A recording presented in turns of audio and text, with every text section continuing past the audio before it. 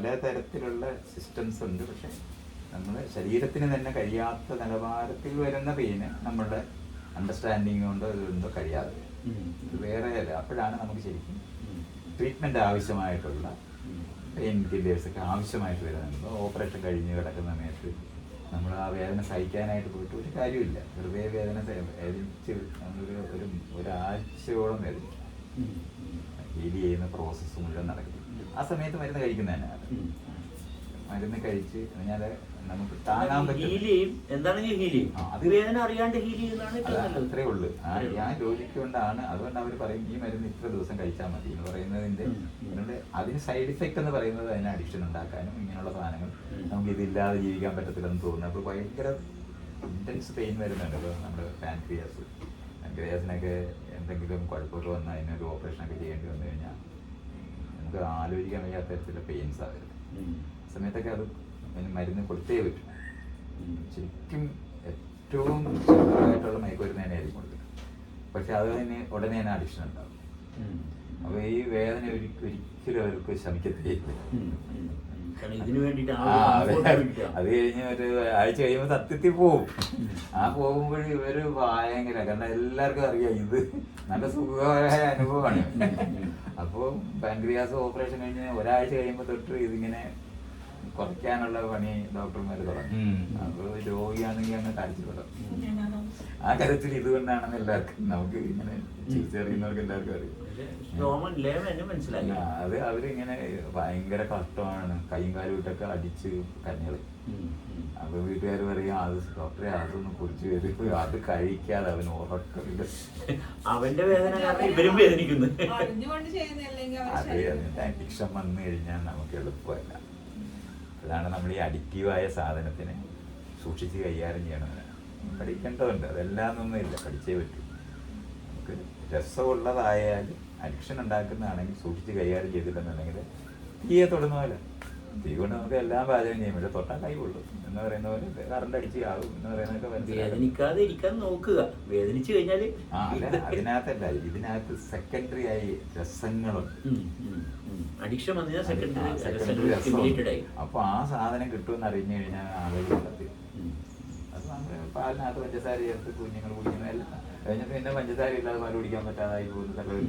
ആദ്യം തന്നെ പാല് കുടിക്കുമ്പോൾ അങ്ങനെയല്ല കുടിക്കുന്നതാണെങ്കിൽ നമ്മൾ കുടിച്ചോണ്ടിരിക്കുന്നുണ്ട്. പക്ഷെ ഒരിക്കൽ ആ പഞ്ചസാര ചേർത്ത പാല് കുടിച്ചു കഴിഞ്ഞാൽ പിന്നെ മറ്റേ പാല് കുടിക്കാൻ പറ്റാതെ കുറെ നാൾ കഴിഞ്ഞിട്ട് നമ്മളിപ്പോൾ പാല് കുടിക്കാതിരിക്കുന്ന ഒരാള് പഞ്ചസാര ഇട്ട് കുടിക്കുക, അപ്പോൾ നമുക്ക് വേണ്ടാന്ന് തോന്നും. കാരണം അത് ശരീരത്തിന് നല്ലതല്ല എന്നുള്ളത് ആദ്യമേ ശരീരം പറയുന്നൊരു സ്ഥലമാണ്. പക്ഷെ പഞ്ചസാരയ്ക്ക് ഇതുപോലെ അഡിക്ഷൻ വരും.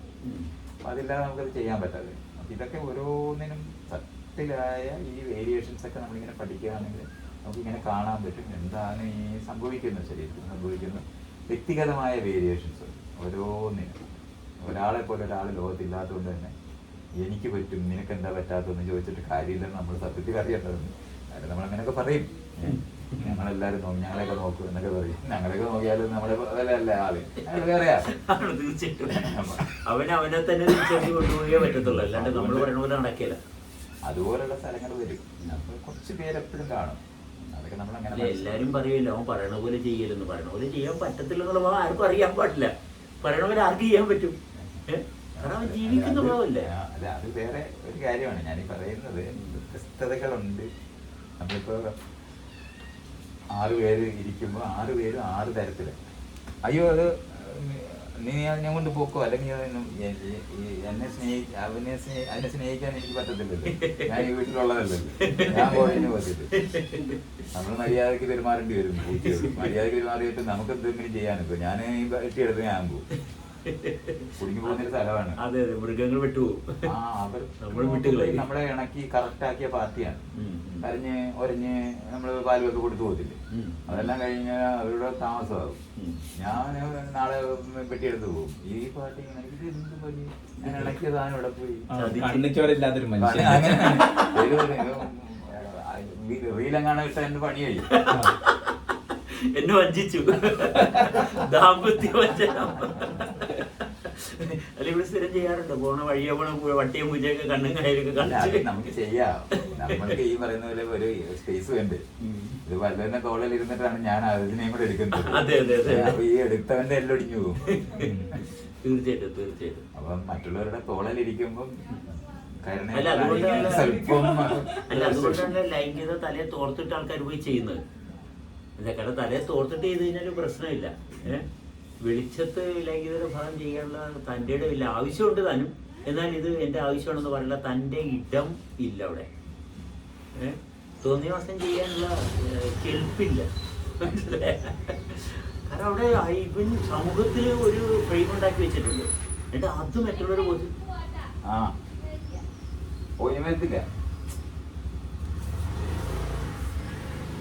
മറ്റുള്ളവർ എന്നെ ഇങ്ങനെ പരിചയപ്പെടാവുന്നൊരു തീരുമാനമുണ്ട്. അങ്ങനെ പരിചയപ്പെടുത്താൻ വേണ്ടിയിട്ട് പാടുപിടിക്കും. അതുകൊണ്ടാണ് ഈ സെക്സിന്റെ ഭാഗത്ത് കൂടുതൽ ആൾക്കാരും ഈ അഴിമതി കാണിക്കുന്നത്. അല്ലെങ്കിൽ ഒരു കുഴപ്പമില്ല ഇതിനകത്ത്. ന്യായമായിട്ട് പറഞ്ഞു കഴിഞ്ഞാൽ തീരാവുന്ന കാര്യമുള്ളൂ. എനിക്കും അവർക്ക് ആഗ്രഹം തോന്നി. ഞങ്ങളൊരു ഫാമിലി കൗൺസിലിന് എന്നെ ഭാര്യയായിട്ട് വലിയ പ്രശ്നമായിരുന്നു. ഒരു ഫാമിലി കൗൺസിലിന് ആയപ്പോഴത്തേക്കും ഡോക്ടർ എന്നോട് ചോദിച്ചു, നിങ്ങളുടെ മകൻ ഇപ്പോൾ കല്യാണം കഴിച്ചൊരു പെണ്ണിനെ കൊണ്ടുപോയെങ്കിൽ നിങ്ങൾക്ക് രണ്ടുപേർക്കും താല്പര്യം ഉണ്ടെങ്കിൽ ബന്ധപ്പെടുകയെന്ന് ചോദിച്ചു. നമ്മൾ പിന്നെ എന്താണ്, എൻ്റെ മകൻ്റെ ഭാര്യ അവൾക്കും എനിക്കും താല്പര്യം ഉണ്ടെങ്കിൽ അതിങ്ങോട്ട് ബന്ധപ്പെടുകയെന്ന് ചോദിച്ചു. നമ്മൾ ചെയ്യുന്നത് നിങ്ങൾ നോർമലാണ്. നമ്മൾ നിങ്ങൾ ചോദിച്ചത് എന്താണ്?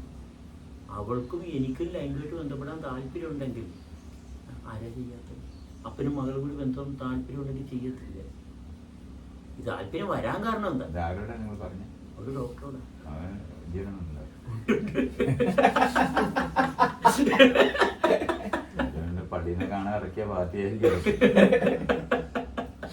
അല്ല, ഇതാണ് എല്ലാരും ചോദിക്കുന്നത്. അവര് ചോദ്യം ചോദിച്ചിട്ട് നമ്മളിതിന് ഉത്തരം കൊടുക്കുന്നത്. അവരുടെ ചോദ്യത്തിനാണ് ഉത്തരം കൊടുത്തത്, അല്ലാതെ നമ്മുടെ തീരുമാനമല്ല. അവർക്ക് അവരുടെ ചോദ്യത്തെ പോലും തിരിച്ചറിയാൻ പറ്റുന്നില്ല. ഇതാണ് സമൂഹം എന്ന് പറയുന്നത്. ഇപ്പൊ ഹാഷിമുമായിട്ടുള്ള ഇന്റർവ്യൂല് എനിക്ക് വയ്യ, ഞാൻ കഴിഞ്ഞു. അതിനാണെങ്കിൽ ഞാനിങ്ങനെ വയ്യാതെ വാക്കും.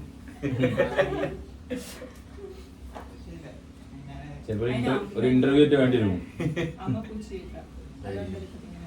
അമ്മ പൂച്ചയില്ലേ? അത് ഇവിടെ കണ്ട് കൊണ്ടൊന്ന് വിട്ടതാണ് നമ്മള്. ഇങ്ങനെ ഒരാളുണ്ടെന്ന് അറിഞ്ഞിട്ട് അങ്ങനെയാണ്. ഞാൻ ഈ പെരക്കകത്ത് ഞാൻ നാളെ രാവിലെ എണീറ്റ് ഇവിടെ നിന്ന് പോകത്തില്ലേ? എനിക്ക് വല്ല രക്ഷയുണ്ട്? അതിനെ ചതിക്കാൻ പാടില്ലല്ലോ. ഞാനതിന് ലീഡ് കൊടുക്കാൻ പറ്റത്തില്ല. അതുകൊണ്ടാണ് വേറെ വല്ല ആളുകളെയൊക്കെ സംഘടിപ്പിക്കുക എന്നുള്ളതാണ് ചെയ്യേണ്ടത്. കുട്ടിക്കാലം മുഴുവൻ പൂച്ചയായിട്ട് വളർന്നവരാ. പൂച്ചയ്ക്ക് ഇങ്ങനെ അതിൻ്റെ നമ്മളിങ്ങനെ അതിനോടൊക്കെ അടുപ്പം കാണിച്ചിട്ടുള്ളതൊക്കെ തിരിച്ചറിയുന്നവരാ. അതാണ് കണ്ട് നമ്മൾ പട്ടിയെ വളർത്തിയിട്ടുണ്ട്, പൂച്ച വളർത്തിയിട്ടുണ്ട്. അല്ലെങ്കിൽ എല്ലാ പട്ടിക്കും പൂച്ചയ്ക്കും പെട്ടെന്ന് തന്നെ ആ ആളുകളെ അങ്ങനെ എനിക്ക് തോന്നുന്നു നമ്മൾ ഈ വളരെ സൂക്ഷ്മമായിട്ടുള്ള മണങ്ങളും സാധനങ്ങളും രോഗങ്ങളും ഉണ്ട്. നമുക്ക് അതിനോടുള്ള പ്രിയം അവർക്കറിയാം. അതായത് സെൻസ് ചെയ്യാനൊക്കെ. അപ്പൊ അതുകൊണ്ട് നമുക്കൊരു രക്ഷയുമില്ല. അതുങ്ങളെ നോക്കിയാൽ നമ്മൾ അപ്പോൾ തന്നെ കരച്ചിലൊക്കെ വരും. അപ്പൊ പിന്നെ കുഴപ്പമാവും. നമ്മുടെ ലെവൽ നമ്മൾ പഴയും. അതാണ് നമുക്ക് യഥാർത്ഥത്തിൽ ചെയ്യാൻ പറ്റാത്തവരാണ്. പക്ഷെ കാരണം അതിനെടുത്ത് ഞാൻ പറഞ്ഞല്ലോ, വല്ലവനെ തോളയിൽ ഇരുന്നുകൊണ്ട് അതിനെയും കൂടെ എടുത്താൽ അവന്റെ പണി കഴിഞ്ഞു എന്നുള്ള. ചുമക്കാൻ പറ്റാത്ത ചുമന്നിട്ട് കാര്യമില്ല, അതിന്റെ ആവശ്യമില്ല. അത് തിരിച്ചറിവുണ്ട്. സിമ്പതി എന്നും പറഞ്ഞുകൊണ്ടാണല്ലോ ആൾക്കാർ ഇറങ്ങുന്നത്. ഇവര് സിമ്പത്തറ്റിക് ആകുന്നത് എന്തുകൊണ്ടാണെന്ന് ഇവർക്ക് അറിയത്തില്ല. ഇവര് വിട്ടുപോകുകയും ഇത് തുടർച്ചയുണ്ടാ തുടർച്ചയോട്ട് ഇല്ലതാണ്. എന്റെ മകനെയും കൂടി വരണമെന്നുണ്ടായിരുന്നു. മൂത്ത മകൻ. നിങ്ങൾ എവിടെയാണ്?